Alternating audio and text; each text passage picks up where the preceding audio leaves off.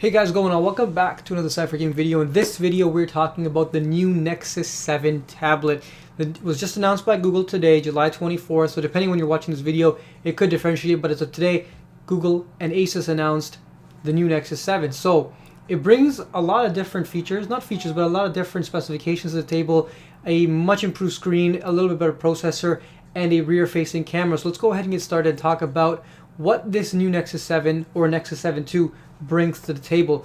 Let's start off with specifications. So the first thing is the CPU. So the old Nexus 7 had a Tegra 3 quad-core processor, a great processor. It was not, small, or it wasn't slow by any means. It was actually a great processor. The newer one has an improved processor as a Snapdragon S4 clocked in at 1.5 gigahertz. So a slight improvement there. I think it'll obviously make a difference when it comes to running applications and things of that nature. It also has an updated GPU, which is nice.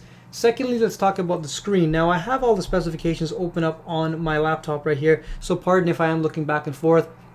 I just need to read it off because I cannot memorize all of the things that are included in this Nexus 7. So we already talked about the CPU.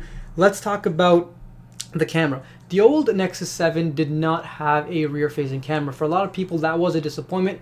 Personally, for myself, I didn't really mind too much. I don't really take, photos on my tablet. I have an iPad 4th generation. I've used the Nexus 7 for quite a bit, but I never really cared that it didn't have a rear-facing camera. So now they do have a 5-megapixel rear-facing camera, which is nice, I guess. It's a nice thing to include. I think nowadays all tablets have it, so why not put it on the new Nexus 7? It also has a front-facing camera, which is still there at 1.3 megapixels, and that'll be great for things like Skyping or taking photos or selfies if you wanted to. Not my thing, but if you guys want to do that, by all means, the Nexus 7 should do a great job at doing that. Now let's talk about the screen, because the screen of the old one was actually very good. It was 1280 by 800 pixels, 216 ppi if I'm correct.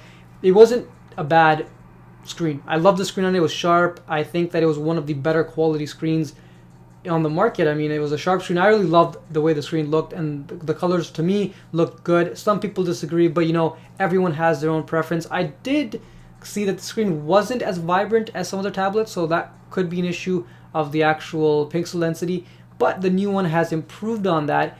It's coming in at 1900 by 1200 pixels, so that's higher than 1080p. It's 1200p, and it has 326 ppi. That's the highest pixel density of any tablet on the market as of today. It's higher than the iPad 4th generation. It's higher than the Nexus 10. So this is a huge step up in terms of screen. I mean, at 326 ppi for HD video and all that kind of stuff, this tablet's going to be great. It's going to have tremendous quality, and I'm going to love enjoying watching HD videos on Netflix, whether that be YouTube videos, whatever it may be. They're going to look awesome. Now let's talk about speakers. We finally do get dual speakers in the Nexus 7. However, they are on the back of the tablet, not on the front like the HTC One has them. So I think it's a good thing it has dual speakers, but I do believe that it would have been nicer if it had them on the front. Again, for me, speakers on a tablet aren't a huge, selling factor or buying factor.